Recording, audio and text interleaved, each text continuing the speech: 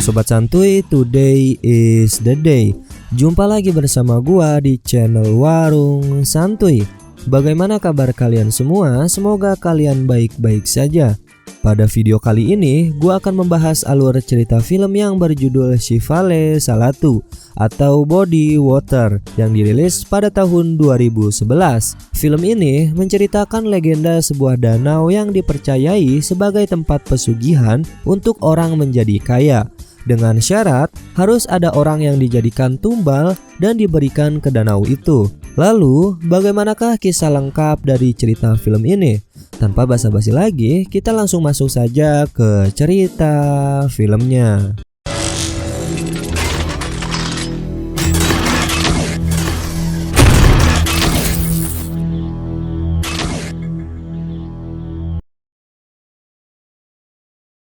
Film ini diawali dengan penjelasan tentang sebuah pabrik penggilingan tepung yang terlantar.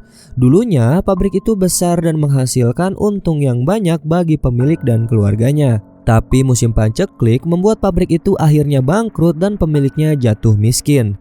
Dalam keadaan putus asa, ia akhirnya meminta bantuan pada roh halus penghuni danau di dekat pabrik itu. Danau tersebut ialah Danau Halau. Roh halus itu bersedia menolong, tapi dengan syarat pemilik pabrik harus mengorbankan orang yang paling disayanginya sebagai tumbal. Agar keluarganya tidak kelaparan, pemilik pabrik itu setuju dan menyerahkan putra sulungnya untuk dibawa oleh roh penghuni danau itu ke dasar danau. Seketika pemilik pabrik penggilingan tepung itu kembali kaya raya dan tidak pernah jatuh miskin lagi. Lalu muncul adegan selanjutnya di mana seorang ibu bernama Julia yang mengunjungi rumah orang tuanya bersama anaknya Nico.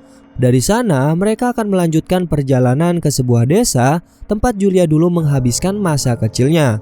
Ada perusahaan yang akan mendirikan bendungan di danau yang terdapat di desa itu. Dan Julia ingin membantu kelompok setempat untuk memperjuangkan kealamian danau itu. Nico ingin sekali berenang di danau itu, tapi neneknya melarang dan meminta Julia menjaga anaknya agar tidak pergi ke sana. Ayahnya juga mencoba membujuk Julia untuk menolak tawaran pekerjaan itu dan tidak usah mengunjungi danau tersebut, tapi Julia menolak. Julia tidak terlalu akrab dengan orang tuanya dan pernikahannya juga sedang dalam masalah. Dia hanya datang sebentar untuk menjenguk orang tuanya, lalu segera berkendara kembali menuju ke desa itu. Ia membawa sebuah kardus yang berisi komik-komik tua miliknya dulu, dan Nico menemukan sebuah foto kakek dan neneknya ketika masih muda di dalamnya. Menjelang malam, Julia dan Nico tiba di desa itu dan bertemu dengan Elias yang ternyata adalah pemilik penginapan tempat mereka akan tinggal sementara. Penginapan itu adalah bangunan yang sudah cukup tua dan sangat sepi. Elias mengatakan kalau jarang sekali ada orang yang datang mengunjungi desa itu. Di penginapan, Julia mendengar suara aneh-aneh dan tetesan air di mana-mana. Semua yang dilihatnya selalu nampak basah kuyup, tapi tak berapa lama langsung kering seketika. Kemudian Julia mengikuti asal suara itu dan menemukan sebuah lorong tua yang mengarah ke bawah tanah. Lorong itu gelap dan menyeramkan. Ada banyak tetesan air di mana-mana dan sepertinya ia mendengar suara-suara mencurigakan di lorong itu. Karena ketakutan, Julia memutuskan untuk kembali ke atas. Karena sepertinya proyek itu akan berlangsung cukup lama, Julia memutuskan untuk mencari rumah saja.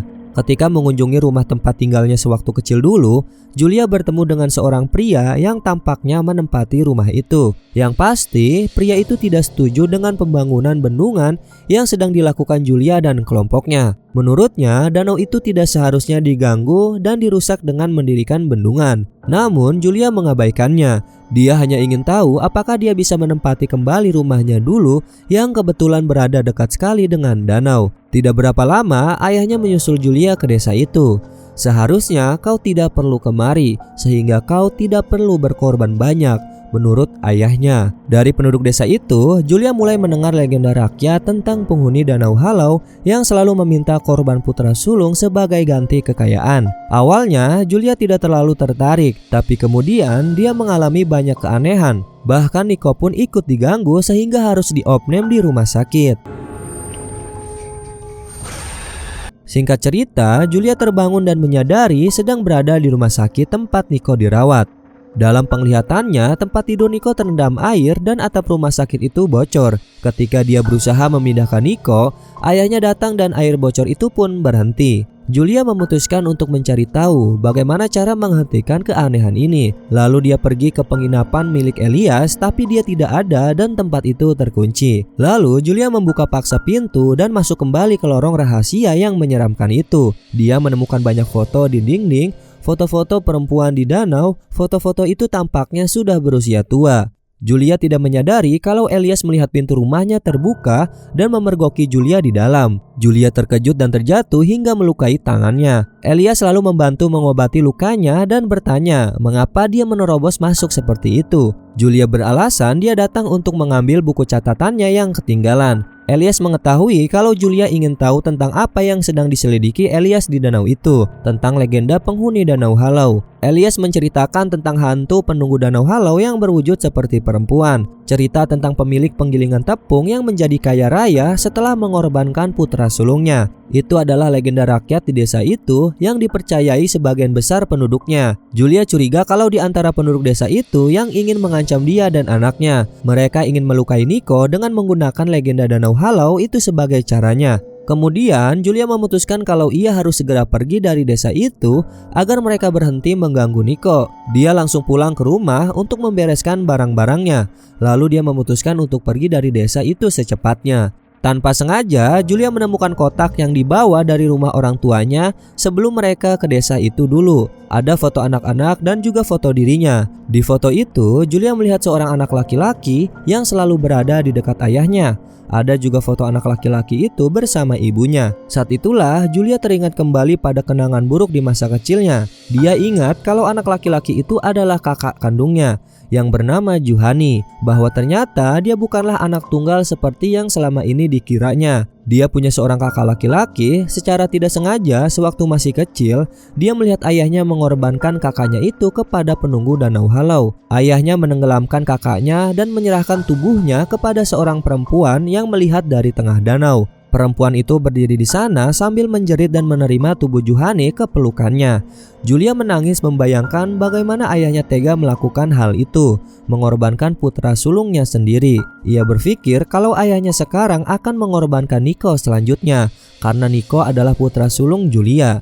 Kemudian Julia menelpon rumah sakit tempat Nico dirawat dan menyuruhnya agar Nico dijaga lebih ketat dan dijauhkan dari ayahnya karena mungkin ayahnya berniat mencelakai Nico. Tapi ternyata yang mengangkat telepon adalah ayahnya sendiri. Dia bertanya di mana Julia. Julia yang curiga langsung membereskan barang-barangnya dan berangkat ke rumah sakit. Tapi tiba-tiba pintu rumah itu tertutup mendadak dan dibanjiri air. Julia tidak bisa keluar dari rumah itu karena dihalangi oleh air. Namun ia berhasil melarikan diri dari jendela. Sesampainya di rumah sakit, Nico sudah tidak ada. Dia dibawa pergi oleh kakeknya yang berjanji akan membawanya belajar berenang di danau. Julia lalu menelpon ke ponsel Nico dan bertanya di mana dia berada. Lalu Julia menyuruh anaknya untuk melarikan diri dari kakeknya. Elias melihat Julia mencari-cari Nico di tengah orang banyak. Dia dengan sengaja menyesatkan Julia dan memberi informasi palsu tentang di mana Nico berada. Sementara dia sendiri membawa Nico kembali kepada kakeknya. Julia melihat Nico masuk ke mobil kakeknya. Julia lalu masuk ke dalam mobilnya untuk menyusul. Elias sempat menghalangi dan mengatakan agar Julia tidak mengganggu karena ayahnya tahu apa yang sedang dilakukannya. Namun Julia tetap mengejar mereka. Nico dan kakeknya singgah sebentar di rumah untuk mengambil beberapa barang dan Julia berhasil menyusulnya. Dia melihat Nico dan kakeknya sedang berdiri di tepi danau. Dengan panik, Julia memukul ayahnya dengan kayu hingga jatuh ke danau. Tanpa sengaja, Nico juga tercebur, tapi Julia berhasil menyelamatkannya. Julia dan Nico melarikan diri ke sela-sela rumput untuk bersembunyi dari ayahnya. Ayahnya mencari-cari sambil memanggil Julia, menyuruhnya untuk mengembalikan Nico. Lalu ia mengatakan bagaimana sulitnya hidup tanpa uang dan bahwa Julia harus mengerti kalau semua anak sulung laki-laki di keluarga mereka harus ditumbalkan ke penunggu Danau Halau. Julia dan Nico berhasil naik ke sebuah sampan dan berniat melarikan diri. Tapi ayahnya berhasil menarik sampan itu dan mereka semua tercebur ke dalam danau. Ayahnya berhasil menarik tangan cucunya dan membawanya ke dasar danau. Tiba-tiba muncul sosok perempuan mengenakan selendang panjang yang menutupi wajahnya. Perempuan itu kemudian melepaskan tangan Nico dari genggaman kakeknya, lalu membawa Nico dan menyerahkan kembali ke Julia yang memandang dengan keheranan di dalam air. Kemudian Julia membawa Nico ke permukaan dan menyuruhnya untuk menunggu di tepi danau. Sementara Julia berenang kembali ke dasar danau untuk menyelamatkan ayahnya. Ayahnya lalu menceritakan tentang masa lalu mereka yang sebenarnya. Ayah dan ibunya tidak pernah bisa akur selama tinggal di desa itu, sehingga mereka memutuskan untuk pindah dari sana. Penyebabnya adalah kakaknya Julia, yaitu Juhani, yang meninggal di sana. Diceritakan pada suatu hari, Julia dan Juhani sedang bermain bola di tepi danau, dan bolanya itu masuk ke danau. Julia berusaha mengambil bola itu tapi tercebur. Kemudian Juhani berusaha menolong Julia, tapi Julia menendangnya tanpa sengaja, hingga Juhani pingsan dan tenggelam. Beberapa saat dia sudah tewas ketika ayahnya mengangkatnya dari danau. Dan ternyata perempuan yang dilihat Julia saat itu adalah ibunya sendiri yang menangis melihat jasad anaknya Juhani, bukan penunggu danau halau. Sejak saat itu ibunya tenggelam dalam dongeng tentang penunggu danau halau, dan ayahnya menutup rahasia tentang bagaimana Julia tanpa sengaja telah membuat Juhani meninggal. Ayahnya merahasiakan semua ini dari Julia karena dia tidak ingin Julia merasa bersalah ketika mengetahui kalau dialah yang menyebabkan kematian Juhani atau kakaknya, bukan roh penunggu danau halau seperti legenda yang selama ini beredar. Dan akhirnya film ini pun selesai. Oke Sobat Santuy, itulah alur cerita film pada video kali ini. Gua mohon maaf apabila ada kesalahan kata dan isi video. Warung Santuy pamit, dan jangan lupa tetap santuy.